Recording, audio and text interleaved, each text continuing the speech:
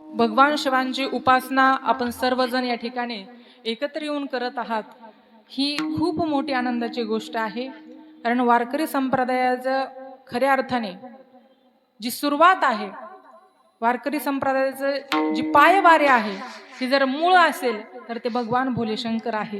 कारण आपण माऊली ज्ञानोबरांच्या हरिपाठामध्ये ऐकलं असेल, पण त्याचा अर्थ कधी उमगला नसावा किंवा असावा असा अनुमान मी लावू शकत नाही. या ठिकाणी प्रत्येकाची भक्ती वेगवेगळी आहे, प्रकार वेगवेगळे आहेत.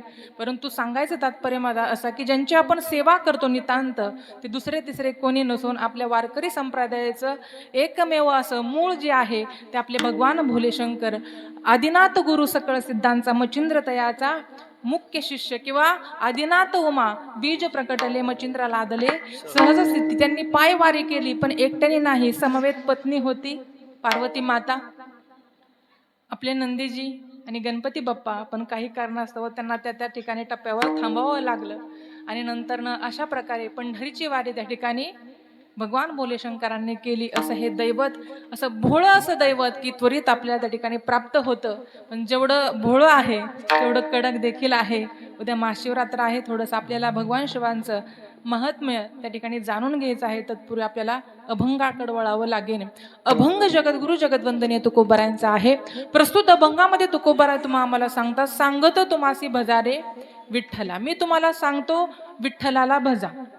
आता विठ्ठलच का सुरुवातीला सांगितलेलं बरं असतं, कारण आपल्या मनामध्ये इतके भेदभाव आहेत माऊली.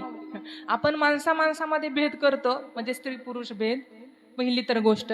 दुसरी म्हणजे गोष्ट संतांमध्ये सुद्धा भेद आहे, देवाधिकांमध्ये सुद्धा आपण भेदभाव करतो. म्हणजे खऱ्या अर्थाने आपल्याला देव ओळखताच आला नाही. म्हणून हा अभंग निवडण्याचं कारण असं की आधी विठ्ठलच का.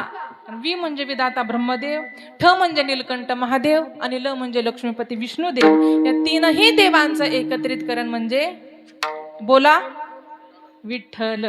आपुला तो एक देव करून तेने विना जीवा. तुम्ही जीवन नाही का केलं? आपण इथं दरवर्षी मी पाहते महाराज, बहुसंख्येने आपण या ठिकाणी उपस्थित असता. पण आता ताईंनी आम्हाला किंवा कार्यक्रमाच्या आयोजक नियोजक यांच्या संबंधातून आम्ही या ठिकाणी येतो. मग आम्हीच बोललं पाहिजे का? आपणा सर्वांचं सहकार्य गरजेचं असतं. कारण नोहे हा एकट्याचा म्हणा की खेळ, म्हणून मेळ जमविला किंवा हा. चला कोणीतरी आहे म्हणजे विठ्ठल विठ्ठल. तर या अभंगामध्ये जगद्गुरु तुकोबाराय विठ्ठलाला भजायला सांगतात, सांगतो तुम्हासी भजारे विठ्ठला. नाही भजलं तर काय होईल महाराज म्हणतात, नाही तरी गेला जन्म वाया. जन्माला आल्यानंतर जी गोष्ट आपल्याला मिळालेली आहे भगवंताच्या कृपाशीर्वादाने, ती जर योग्य ठिकाणी कार्य नाही लावली तर ती वाया गेली महाराज. आता उन्हाळ्याचा सीझन येतोय महाराज. उन्हाळ्याच्या सीझन मध्ये कशाचा सीझन असतो हा? म्हणजे जास्त काय मिळतं फळांमध्ये? आंबा. वा वा, खाण्याचं चांगलं बोलले तुम्ही बरं का, धन्यवाद. भजनाचं नाही पण भोजनाचं तरी होय दादा, आहे की नाही? आंब्याचा सीझन असतो उन्हाळ्यामध्ये. पण ते आंबे किती जरी महाग असले, आणले ना आपण नुसते फ्रीज मध्ये ठेवले, फ्रीज मध्ये आंबा कसा राहतो? ताजा राहतो ना. हा, मग कशाला ठेवता?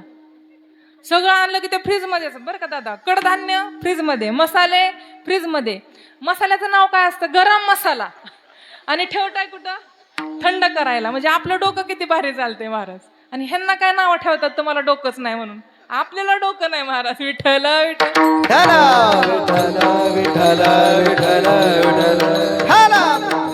आंबे आणले, नुसते फ्रीजला ठेवले, एक आठवडा जरी झालं तरी कापूनही कारणे लावला नाही आणि रसही करून कारणे नाही लावला.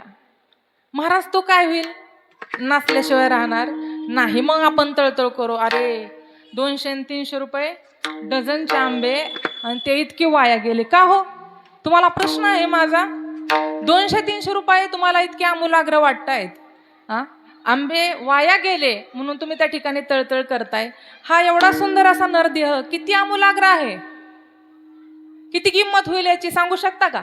एक नख जरी आपला गेला तर कृत्रिम नख बसवायची किंमत काय आहे दादा? इथं कोणी डॉक्टर असेल तर सांगावं मला या ठिकाणी. हा, हृदयाची ते किंमत काय करूच नका महाराज. अमूलाग्र किमतीचा नरदेह भगवंताने दिलेला आहे. दिले इंद्रिय, हात, पाय, कान, डोळे, मुख, बोलाया वचन. देवे दिला देह आओ भजना गोमटा. देवे दिला देह आओ भजना गोमटा. देवे दिला देह भजना गोमाता. देवे दिला देह भजना गोमाता. तो या झाला फाटा बाधिकेचा. तो या झाला फाटा बाधिकेचा. तो या झाला फाटा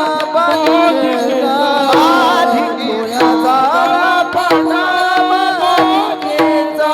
हे तो या झाला फाटा बाधिकेचा. तो या झाला फाटा बाधिकेचा. देवे दिला देह भजना गोमटा. देवे दिला देह भजना गोमटा.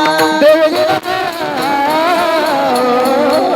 भजना गोमटा. देवे दिला भजना गोमाता भजना गोमटा. देवी दिला देह भोजना गोमटा. बरोबर आहे ना? नाही ना? मग उद्या महाशिवरात्री निरंकार करायची बरं का. खऱ्या अर्थाने माझ्या परिवारामध्ये रामकृष्ण हरी 2 जुळे भाऊ आहेत मला, परंतु आमच्या तापकीर दादांसारखे मोठे बंधू भेटले या ठिकाणी. त्यांचं प्रेम आशीर्वाद कायम राहो ही माऊलींचरणी प्रार्थना. दादांचं धन्यवाद. मोठ्या अंतःकरणाने आपण या ठिकाणी उपस्थित राहिला. आपला विषय चालला होता देवे दिला देह भजना गोमटा. भोजनाच्याच कामी आला. उद्या महाशिवरात्र आहे म्हटल्यानंतर आजच फराळीचं भिजवून ठेवा. हा म्हणजे निरंकार वगैरे नका धरू असं म्हणायचं हो मला. मी म्हणजे चांगलं सांगितलेलं बरं. आणि परत इथं आपलं आहेच मार्केटला फळं वगैरे, हे का नाही. भगर नाही चालत ही खूप मोठं टेन्शन असतं. अवघड आहे महाराज. तसं काय भगवान शिवांना असं वाटत नाही की माझे उपवासच करा, परंतु ह्या व्रताचं देखील महात्म्य आहे. महाशिवरात्रीचं एक व्रत केल्यानंतर 24 एकादशी केल्याचं पुण्य मिळत असतं महाराज. आता प्रत्येकाच्या गळ्यामध्ये पवित्र तुळशीची माळ नाही, खरं तर असावी माळ. असं जर झालं तर किती खंड सुंदर दिसेल आपल्या सर्वांचा. पण आता नको त्याला आपण उपदेश करत बसणं हे आपल्यासारखे मूर्खच काम म्हणावं लागेल.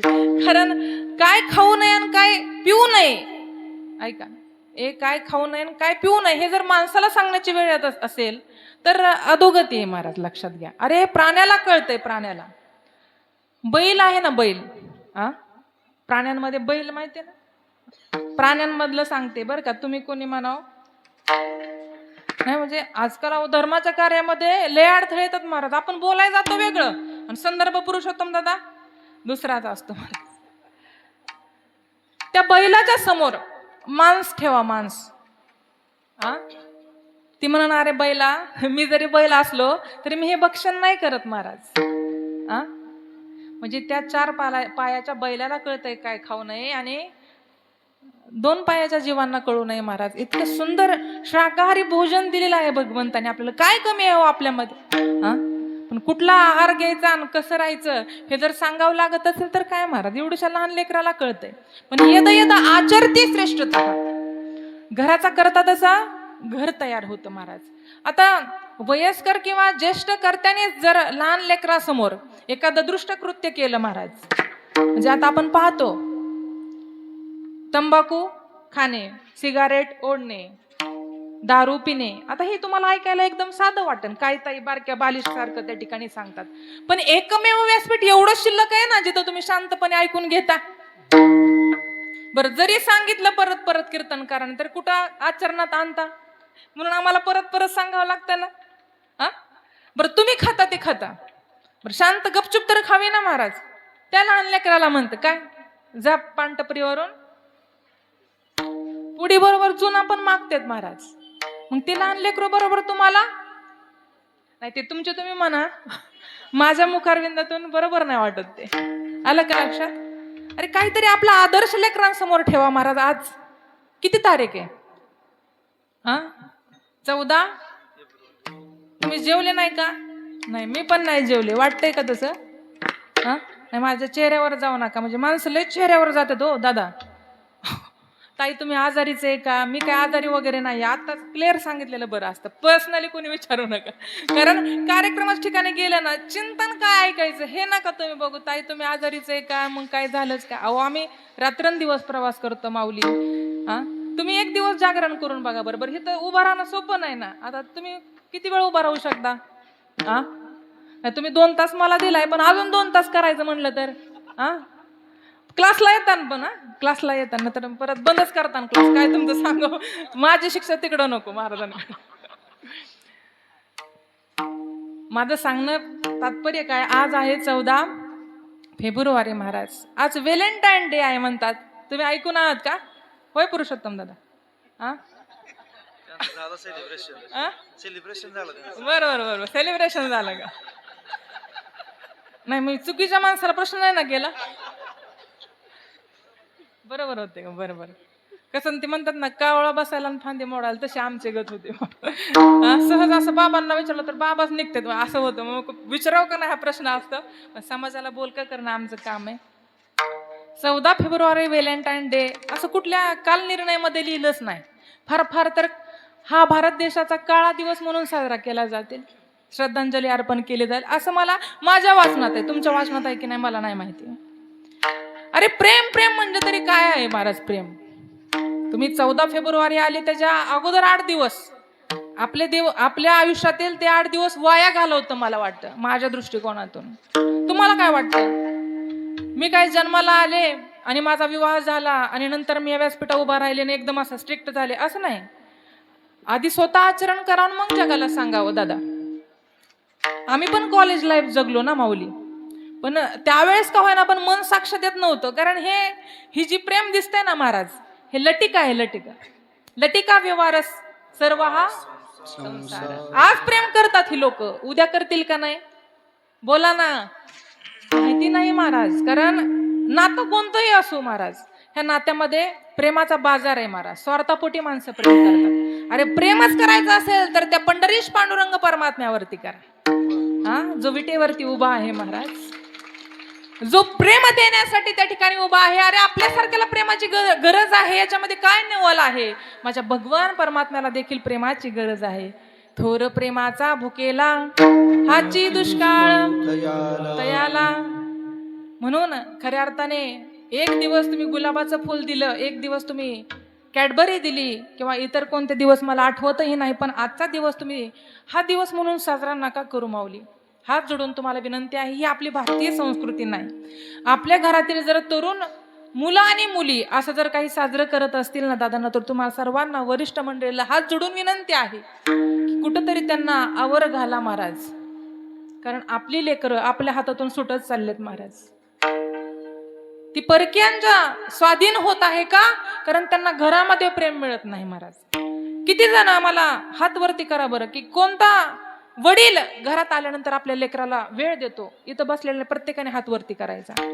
करू शकता तुम्ही? आहे का स्वतःवरती विश्वास की मी घरी आल्यानंतर मी किती जरी दमून आलो आणि कोणत्याही क्षेत्रात काम करत असलो तर मी माझ्या लेकराला वेळ देतो? आहे का कोणी?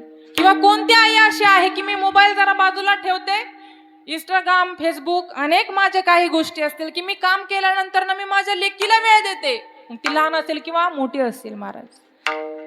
कधीतरी तिला मिठी मारा महाराज. तो व्हॅलेंटाईन डे त्यांच्यावर साजरा करणं महाराज. मोठं झाल्यानंतर ना ते आठवतील ना की माझे वडील माझ्यावर नितांत प्रेम करायचे, माझी आई माझ्यावरती निस्वार्थीपणे प्रेम करते. पण आपण आलं की हातात मोबाईल, जाताना मोबाईल, येताना mobile mobile mobile mobile mobile. मग लेकराने मोबाईल घेतला तर बिघडतं कुठं? त्याला लगेच म्हणायचं मोबाईल ठेव आणि लवकर झोपी जा. कसं झोपल महाराज? आधी तुम्ही झोपा ना. आणि लवकर उठायचं. तुम्ही उठता का? नाही उठत महाराज. जगजोगी जगजोगी जाग जाग बोलती, ही संतांनी सांगितलं, जगाला सांगितलं, पण आधी संत जागे होते ना. म्हणजे सांगायचं तात्पर्य काय की जाग करणारा हा अगोदर जागा असावा लागतो. अनुभवाने अंगा ते या जगात येतसे, ते या जगात येतसे, ते या जगात येतसे.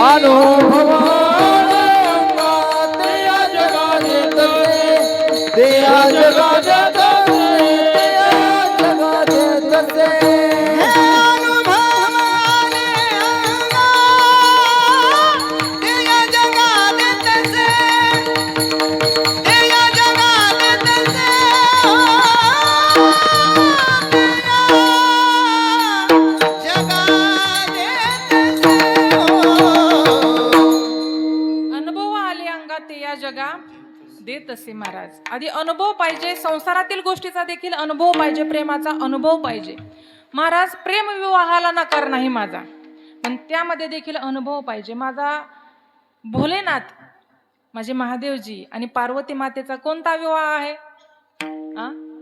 सती मातेचा प्रेम विवाह आहे महाराज. कोणत्या वडिलांना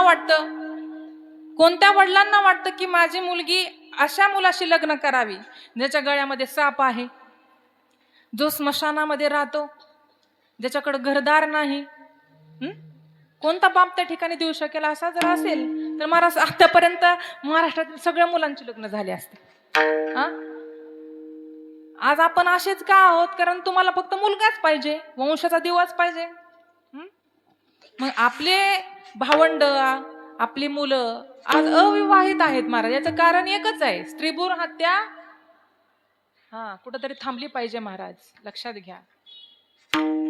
सती मातेने त्या ठिकाणी भगवान शिवांशी विवाह करावा महाराज. पण दक्ष प्रजापती, दक्ष त्यांचं नाव आहे, प्रजापती त्यांचं पद आहे महाराज. खटकलं त्या गोष्टी की आपल्या जे काही पंथ आहे त्या पंथाच्या बाहेर जाऊन सती मातेने प्रेम केलं महाराज. प्रेम हे प्रेम असतं महाराज, ते निस्वार्थीपणे प्रेम. त्यांची बरोबरी आपण नाही करायची. ते देवों के देव महादेव आहेत, आपण माणसं आहोत. काय काय जण सरळच म्हणतात भगवान शिवांचा अवतार दुसरा कोणता आहे? जेजुरीचे खंडेराय विसरले काय? बोला ना, करा जोडीने विनवित तुम्हा. तुम्ही वासुदेव वासुदेव म्हणा, बोलत चला. ते म्हणतात की त्यांनी 2 बायका केल्या, मग आम्ही केल्या तर? मग भगवान शिवांनी विष प्राशन केलं तर तू ते पचवून दाखवा ना महाराज. आलं का लक्षात? इतके सोपं नाही, त्याच्या मागे काहीतरी इतिहास आहे, काहीतरी कथाभाग आहे. म्हणून त्यांना ते कारण. उग देवाची बरोबरी करायची, संतांची बरोबरी. कपाळाला गंध लावला आणि तुळशीच्या माळाच्या माळा घातल्या म्हणजे तुकोबरा नाही होता येत. तुकोबरांचा अधिकार लांब आहे. आपण फक्त त्यांचे पाईक आहोत, आणि पाईक म्हणून राहिलं तरच संत आपल्याला त्या ठिकाणी मोठेपणा देत असतात. आपला विषय असा चालला होता महाराज, सती माता आणि त्या ठिकाणी भगवान भोलेशंकरांचा विवाह झालेला आहे. कुठंतरी दक्ष प्रजापतींना ही गोष्ट खटकलेली आहे. एक दिवस मोठा यज्ञ सोहळा त्या ठिकाणी संपन्न झाला, आणि संपन्न होत असताना महाराज छोट्यातले छोटे देव, बरं का, आपल्या हिंदू धर्म संस्कृतीमध्ये अनन्यसाधारण देवता आहेत, परंतु एकही असा देव नव्हता की त्याला आमंत्रण नव्हतं. दक्ष प्रजापतींनी दिलं, सगळ्यांना आमंत्रण दिलं, फक्त एकाला सोडून. कोणाला? जावयाला. जावयाचं सासऱ्याचं जरा वाकडच असतं महाराज, जरा, पण सासरे कडक पाहिजे बरं का. आमच्या महाराजांचं भाग्य आहे बरं का, आमचे पिताश्री आमची बाजू घेत नाही, ह्यांची बाजू घेतात. मी तर डोक्यालाच हात लावते, म्हणले अवघड आहे म्हणलं. त्यांचं पूर्वजन्मीचं काहीतरी पुण्य असावं. माझे वडील कमी, पण ह्यांचे वडीलच जास्त बनतात. पण ते दक्ष प्रजापती होते, म्हणले कुठंतरी भगवान शिवांचा अपमान करावा ही मनामध्ये त्यांच्या होतच. मग ती संधी त्यांनी डावलली नाही महाराज. आणि ही गोष्ट सती मातेला नारदजींकडून कळाली की सर्वांना बोलवलेलं आहे, तुम्ही पण चला, तुमचे वडील आहेत, तुम्हाला काय बोलवलं नाही बोलवलं तरी गेलंच पाहिजे. एकमेव अशी व्यक्ती आहे ती म्हणजे मुलगी.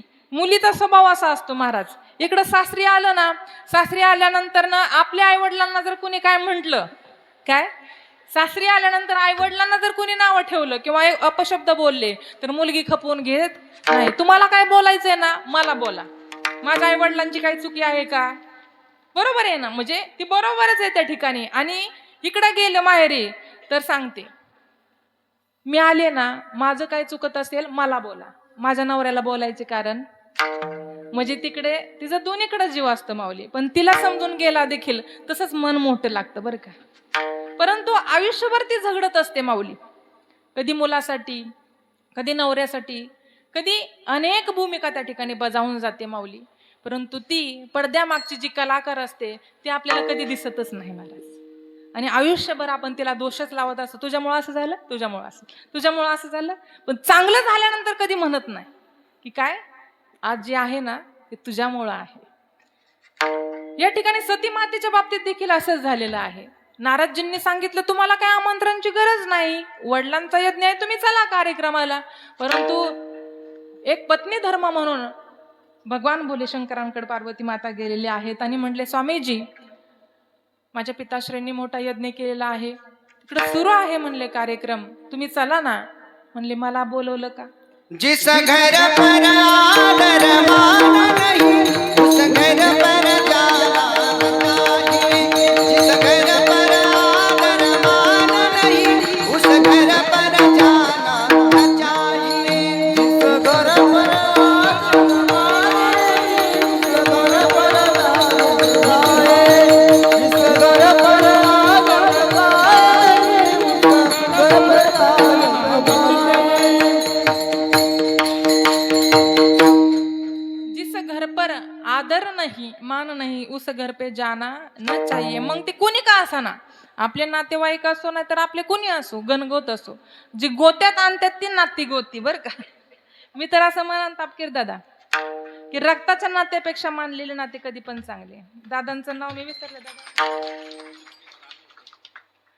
आदरणीय शिर्के दादांचं देखील मागच्या वेळेस मी कीर्तन झाल्यानंतर तुमचे 2 शब्द ऐकले मी महाराज. खऱ्या अर्थाने जे शेवटचे 2 शब्द बोलावे लागतात ना महाराज, फार अवघड असतं. एका ठिकाणी वर श्राद्धाला जे जे गेले त्यांना भावपूर्ण श्रद्धांजली द्यायची होती, पण आम्हालाच दिली महाराज. काय सांगायचं तुम्हाला. म्हणलं आम्ही आहे, त्याच्यात आमचं नाव असं आहे की भाग्यश्री भागवत भाग्यवंत, सगळं ब ब ब त्याने माणूस आणखीनच गोंधळून जातो. महाराज लक्षात घ्या. म्हणलं अवघड आहे, बरं असू द्या. म्हणलं तुम्हाला खाली बसून चुका काढणं लय सोपं आहे म्हणलं, ताईंच्या असू तर महाराजांच्या, पण इथं हात कापतात महाराज 2 शब्द आभाराचे असले तरी. म्हणून ज्याच्या गळ्यामध्ये पवित्र तुळशीची माळ नाही ना त्यांनी कीर्तनकाराच्या चुका काढू नये. माझं नाही सांगत, माझ्या काढल्या तरी मी तुमचीच आहे. कारण लाडकी लेक लाडकिले कमी संतांची हो, लाडकिले कमी संतांची, लाडकिले कमी संतांची हो, लाडकिले कमी संतांची. हे मजवर कृपा बहुतांची, मजवर कृपा बहुतांची, हे मजवर कृपा बहुतांची, मजवर कृपा बहुतांची.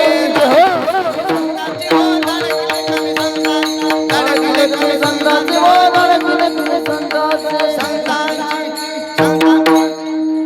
लाडकी लेक मी संतांची, मजवरी कृपा ज्ञानोबरांची कृपा आहे माऊली. आणि तुम्ही काय फार माझ्या असं म्हणजे वेगळे मला वाटत नाही. आपली आळंदी काय आणि भोसरी काय महाराज, सगळेजण असंच प्रेम राहो, फार काय मागायची अपेक्षा नाही महाराज. त्या ठिकाणी वडिलांचा आधार, वडिलांविषयीची प्रेम होतं, आतुरता होती त्यांना भेटण्याची, हा उद्देश ठेवून त्या ठिकाणी शिवजी म्हणाले जिथं मला मान नाही तर मी येणार नाही. आता तू त्यांची मुलगी, तुला जायचं का नाही तू ठरव.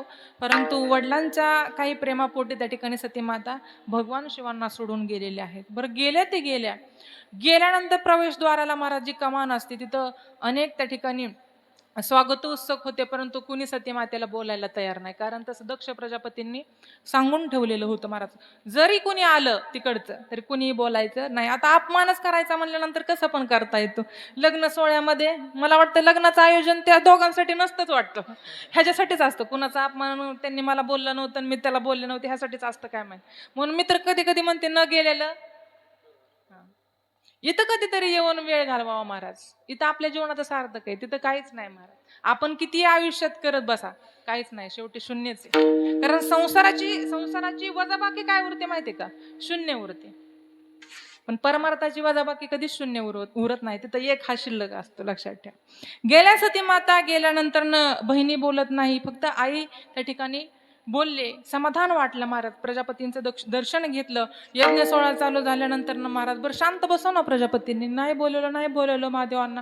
पण तिथं सती मातेच्या समोरच त्या ठिकाणी आपल्या महादेवांची निंदा करायला सुरू केली. काय, तुझा नवरा काय लय का, गळ्यामध्ये सापच घालतो, तिथं स्मशानामध्ये जातो, अजून तरी नीट कपडे घालतो की नाही, आधी व्याग्रांबरच आहे म्हणले, बसायला ते ह्याचं कातड आहे, असं तसं फार बोलायला लागले महाराज, फार बोलले महाराज. मग एवढ्या सगळ्या देवतांच्या दरबारामध्ये एवढा दरबार भरलेला आहे आणि अशामध्ये देवांचे देव महादेव, माझे पती कैलासपती उमापती यांचा अपमान माझे वडील त्या ठिकाणी करतायत. पण माझे वडील आहेत, पहा माझे वडील आहेत, मला ज्यांनी जन्म दिलेला आहे, जन्म दिल्यामुळे माझ्यावरती उपकार आहे महाराज, कारण हे जे शरीर मिळालं आहे ते त्यांच्यामुळे मिळालेलं आहे. मग वडील ह्या नात्याने मला त्या ठिकाणी काही बोलू शकत नाही ना, मी त्यांचा अपमान करू शकते, पण या ठिकाणी मी त्यांची स्वामिनी आहे महादेवांची, म्हणून मी त्यांचा देखील अपमान सहन करू शकत नाही. म्हणून एकमेव असा पर्याय त्यांच्या ठिकाणी उरलेला होता, एकतर सहन करायचा अपमान, सगळं बोलणं सहन करायचं, नाहीतर स्वतःला तरी संपवायचं. चर्मयुक्त जो देह मला मिळालेला आहे माझ्या वडिलांच्या माध्यमातून, तोच त्या ठिकाणी सती मातेने त्या यज्ञकुंडामध्ये भस्म केलेला आहे महाराज.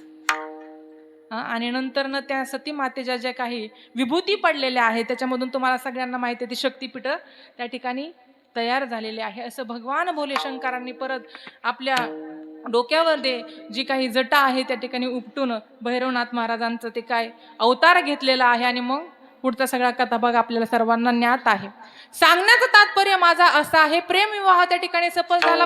भगवान भोले शंकरांनी काय अवतार करून घेतला होता सती मातेच्या जाण्याने, तसं आजकालचे जे महादेव आहेत ना महाराज, ते भोळे दिसायला आहेत महाराज, आतून तसं नाही. आज तुम्ही पाहता महाराज, आज जी आक्रमण होतात हिंदू धर्मावरती, आपल्या लेकी बाळींवरती, ती फक्त एक आमिष दाखवलं जाते, प्रेमाचं आमिष दाखवलं जाते ना, आपल्या लेकी बाळी त्या ठिकाणी परकीयांच्या स्वाधीन होतात. म्हणून अशा खोट्या प्रेमाला त्या ठिकाणी भुलू नका.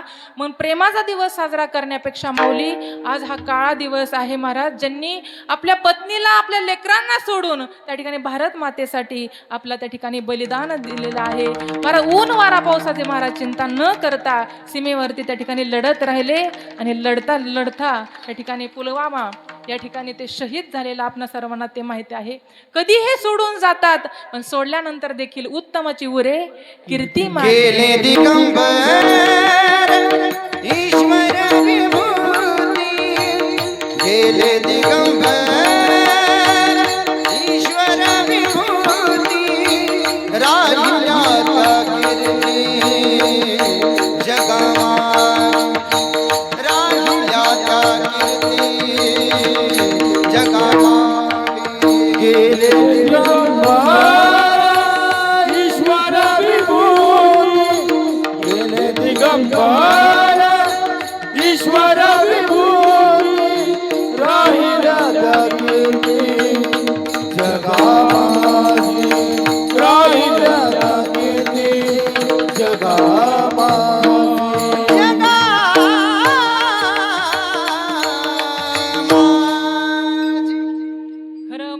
जय जवान आणि जय किसान ही जी संकल्पना आहे ना महाराज, ही फक्त पुस्तकापर्यंत मर्यादित राहिलेली आहे. दोन शब्द फक्त वाचनापुरते लेकरांच्या आणि आपल्या सर्वांच्या दृष्टिकोनातून आहे. 15 ऑगस्ट 26 जानेवारी आली की आपण फक्त ध्वजारोहण सोहळा साजरा करतो, पण ज्यांच्यामुळं हा सोहळा साजरा करतो त्यांना मात्र आपण त्या हुतात्म्यांना विसरत चाललेलो आहोत.